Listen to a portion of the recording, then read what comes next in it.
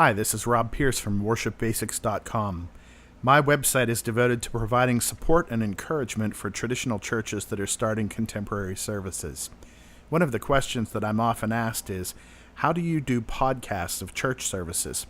I've been asked it often enough that I thought it might be a good idea to do a tutorial video to explain how we do it at our church. The method I'm about to show you isn't the only way, or even necessarily the best way. This is the way we do it because I consider it to be the easiest way, and easy is good. In spite of shooting for easy, it is a little involved, so I've broken it up into two videos. This video will concentrate on recording and editing the audio. I'll do a follow-up video to deal with uploading and posting the podcast. Rather than going through all the fuss and mess of recording off the church soundboard, I decided to keep things simple and just use a digital recorder in the sanctuary. That way the podcast listener hears the same thing the congregation does. I bought a Tascam DR07. It's about $150 new from musiciansfriend.com, which has fantastic sound quality and it's really easy to operate. I don't work for them, but I'm thrilled with this little thing and I love how easy it is to work with. If you decide to use one, I have a few setup tips for you.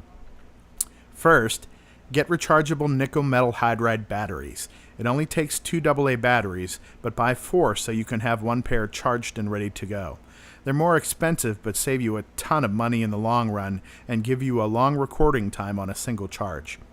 Second, set it up so that it records 16-bit WAV files with a sample rate of 44.1 kHz. This will give you a CD quality original file and give you an excellent quality to work with for your podcast.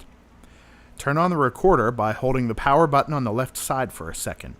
You get to that setting menu by pressing the menu button, swirling the selector wheel to highlight the record settings option, and pressing the center play button. Once you are in that menu, you can change those settings by using the selector wheel to highlight format and the right arrow key to select the setting. The wheel lets you scroll through the options.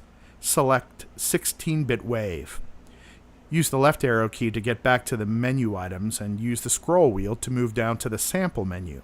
The right arrow key will move you over to the settings so you can choose 44.1 kHz using the selector wheel. With those options set, use the stop home key to get back to the main menu. The only setting left to take care of is the recording level. There's a wheel on the right side of the recorder that takes care of that, and I usually have mine set right around the 9 on the dial. You want the highest level setting you can get that doesn't trigger the little red peak light on the front next to the record button. Experiment a little ahead of time to find a good level. Once this is set, you don't have to set it again. From there, it's simple. When you're ready to start, hit the record button once to get it ready, and a second time to start recording. You know it's recording when you see the time numbers on the screen counting up. When you're finished, hit the stop home button and end the recording. Turn it off by holding down the power button on the left side. The recorder comes with a USB cable that connects it to any computer. The connection is in a little panel on the left side of the device.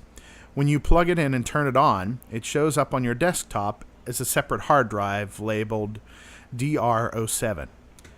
Click the DR07 icon and select the music menu. The recordings are stored in that menu and are automatically labeled DR001.wave, DR002.wave, and so on. Drag and drop your recording onto the computer desktop. I use a free program called Audacity to edit the recordings and convert them to a better format for posting online. You can get a copy of this program at www.audacity.sourceforge.net. You will also need to follow Audacity's instructions on how to set up the lame MP3 encoder that is available on their FAQ page. Once Audacity is installed, right-click the recording and select Audacity as the program to open it. Audacity will show you the waveform, and you can edit it if you need to. I usually have to crop a little off the front and end of each file. Just click and drag across the audio you want to delete and hit the delete button. I also recommend using compression, which boosts the volume of your recording to the loudest possible setting without distortion. You do that by choosing Edit, Select, and All to select the entire recording, and then choosing Effect and Compressor. I check the two boxes at the bottom that make up gain for 0 decibels after compressing and compress based on peaks, and then I click OK. This will take a couple minutes, so be patient. Next, you need to compress and export the file as an MP3. My example WAV file is 161 megabytes, which is a very large file to post on the internet.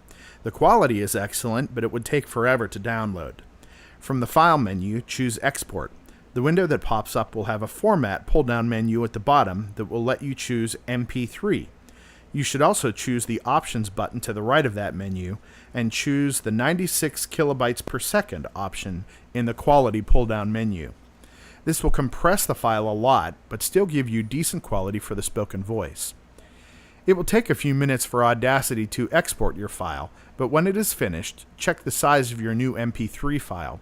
You'll find that it is about 1/10 as large as it used to be, and should still sound pretty good when you play it. Now you have a good quality small audio file ready to post for a podcast. My next video will explain how to put that recording on the internet as a podcast and link to it from your church website.